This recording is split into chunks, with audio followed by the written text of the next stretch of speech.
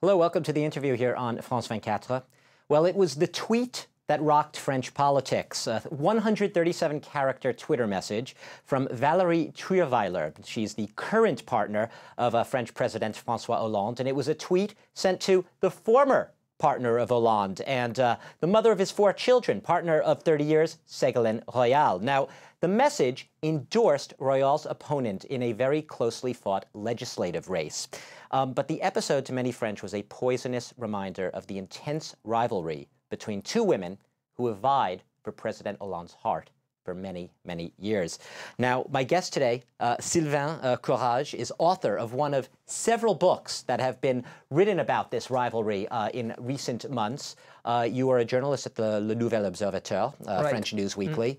I want to start with the obvious here. You know, for years, French never talked about the private life of their top politicians. Now everyone's doing it. I guess it began with Sarkozy. We saw it with Dominique Strauss-Kahn, the sex scandal there.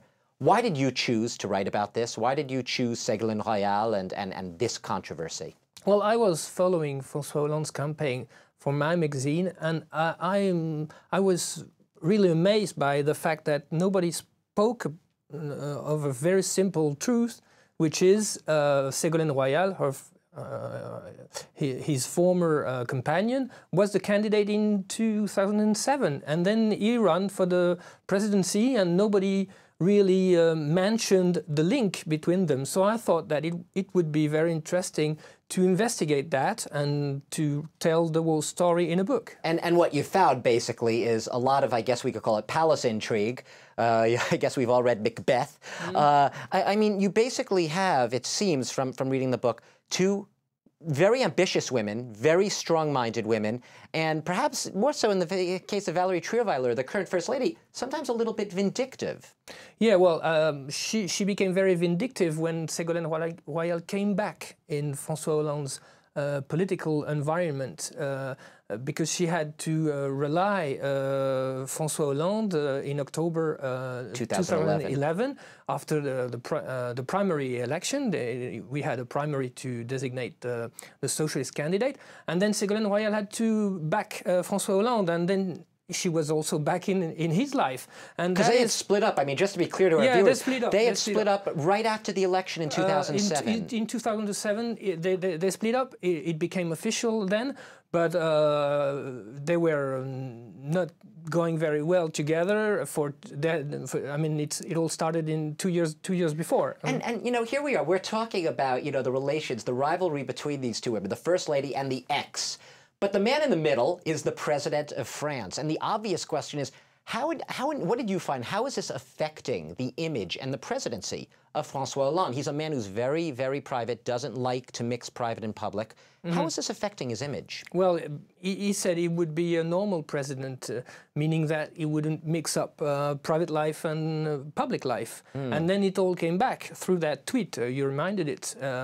Suddenly the French opinion was aware that his life was not that normal, that he was not able to really monitor his passions, and that those 2 ladies were have been fighting for years. And, well, it destroyed this normality he tried to build up during the campaign. It's all been on very public display, this rivalry. It's not something we're just talking about academically. I'd like to show our viewers and ask you to watch, too. This was a very interesting moment. On the night of François Hollande's election victory, on May 6th, he went to the Bastille, the big square in Paris. He had a victory. And on one side was Ségolène Royal, and on the other side was the First Lady, Valérie Trierweiler. Let's look at the video here. You see Ségolène Royal there. He gives her a little peck on the cheek. Now there's Valérie Trierweiler. Now. And so she asks, "Kiss me on the lips." because she saw that he gave a pic to Ségolène Royal, and she wanted her share, and she wanted to be the first in his heart and in his life. But, I mean, it all it's all there. But doesn't that picture in a certain way say everything? Because I mean, here it is. This is the biggest day of François Hollande's political life, probably his life, in many ways, and even then, that rivalry is taking precedence over the politics. And so he is the man who swore that his private life would not be a problem, and it's on the scene from day one. Now, luckily, early on in his presidency, during a lot of this initial tension, he was traveling a lot. The Euro crisis, he was going to Italy, so he didn't have to spend all his time there. Is this still as intense right now? Have they managed to settle their differences? Do they have a working arrangement now? I don't think they have a working arrangement. They're thinking about it because, of course, they are trapped in this situation now. It's a very difficult time for both women because Ségolène Royal is trying to rebuild her career, and Valérie Trierweiler is a first lady without a cause. And because after this tweet, she was essentially grounded a little bit. Yeah. She was asked to calm down and not speak too much and be discreet. But that must be driving her a little. She must be very restless. She's a very ambitious woman, obviously. She's a journalist. I mean, she's a journalist, right? Like you, me. She worked at Paris Match newspaper for many years, and she's still on their staff as a culture.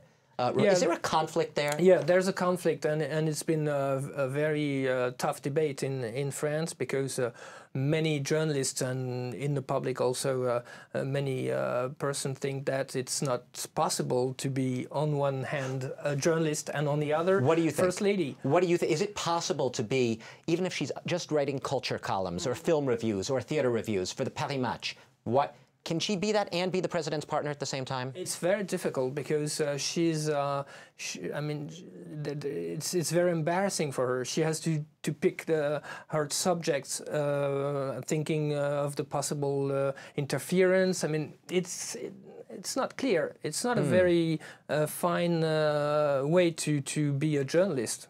Let me ask you, going back to Ségolène Royal, since she is really the primary figure in your novel, she has had quite a fall along the lines almost of Dominique Strauss-Kahn. I mean, really fell from the height. She was almost president back in 2007. Yeah.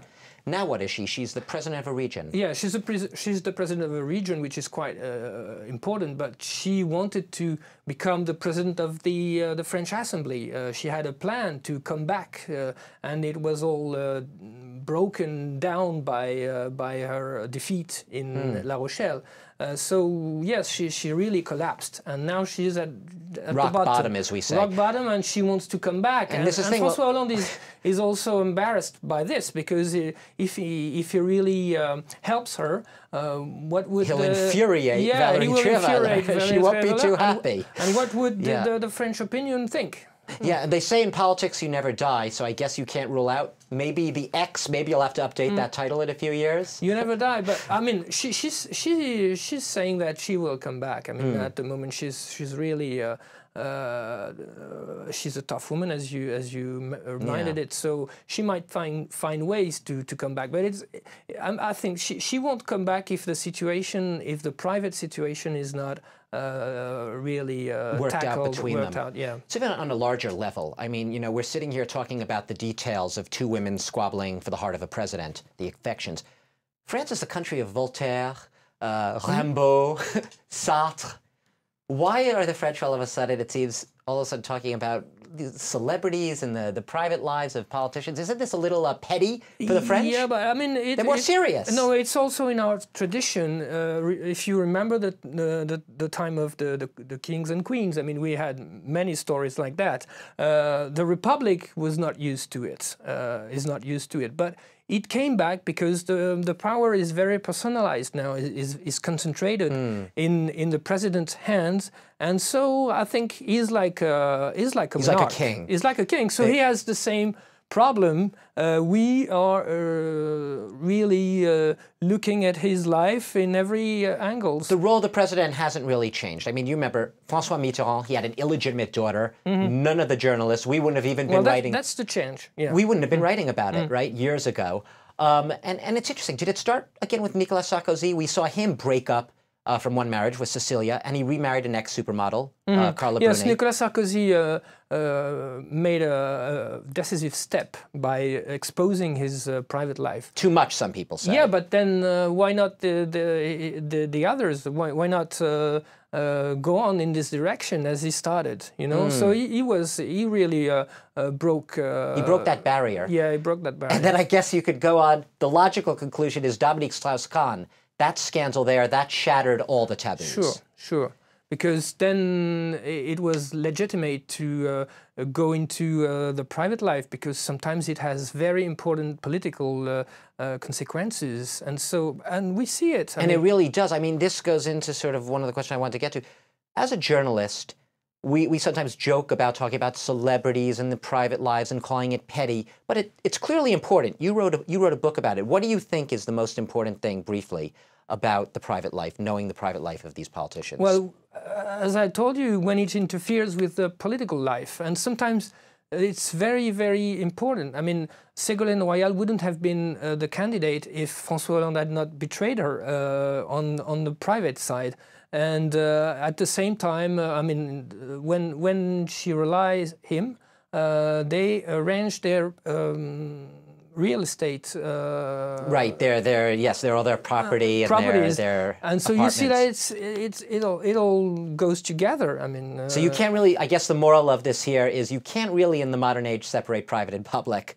Well, it was clear with the Clinton in the United States. Opening up a whole nother, another day, another interview. Do you ever see Ségolène Royal and Valérie Trierweiler being maybe friends, ever? I think they're really close. I mean, they should talk, because they have many things to share. Discuss, to catch up on, I suppose. And I think it's the only way to, I mean, really come over this situation. To get over the rivalry. Yeah. Sylvain Courage, author of The X, a book about Ségolène Royal, but also about a rivalry between her and the current partner of the French President, François Hollande, a rivalry that has poisoned and infected a lot of French public life, and the French are fascinated. Thanks for being my guest. Thank you very much. And thanks to all of you for watching the interview here on France 24.